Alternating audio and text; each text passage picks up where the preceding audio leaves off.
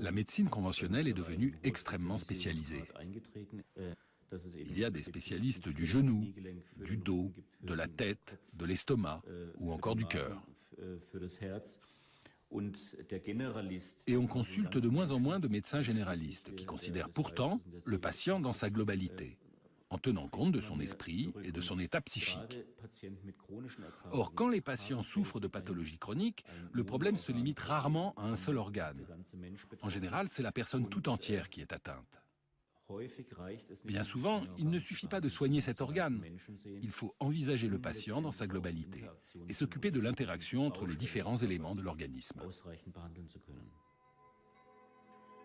À Essen, le corps et l'esprit sont traités comme un tout indivisible. L'accent est mis non pas sur la maladie, mais sur le patient, avec ses ressources intérieures. Le concept est encore unique en Europe. La médecine classique est complétée ici par des traitements de naturopathie et des méthodes inspirées de ce que l'on appelle la médecine corps-esprit.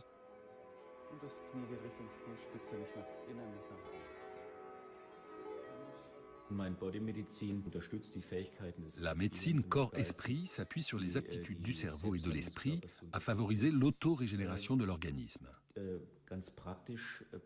Concrètement, cela veut dire que l'on va associer des traitements axés à la fois sur le corps et sur l'esprit.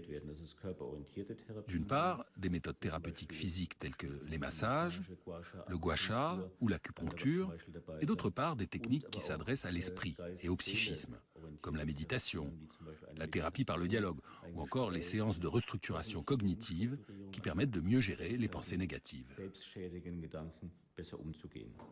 Le stress est l'un des pires ennemis de nos capacités auto-réparatrices.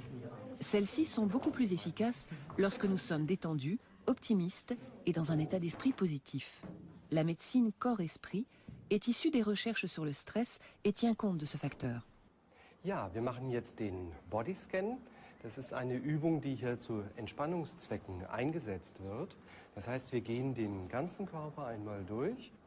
La réduction du stress basée sur la pleine conscience est une forme de méditation. Objectif, se concentrer pleinement sur l'instant présent et permettre à l'esprit de retrouver son influence sur le corps.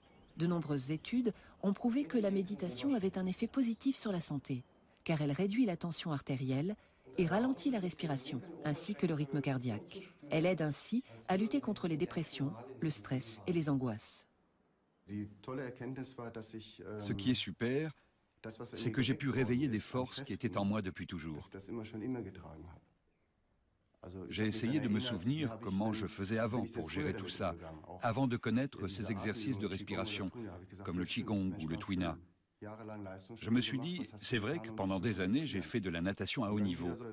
Et qu'est-ce que je faisais pour me concentrer? Reprendre conscience de ces forces et être capable à nouveau de les exploiter à travers la respiration et la méditation, c'est ce qui m'a le plus parlé. Ça m'a aidé à gérer la douleur et l'anxiété. C'est une sorte de trait d'union entre mon corps et mon esprit.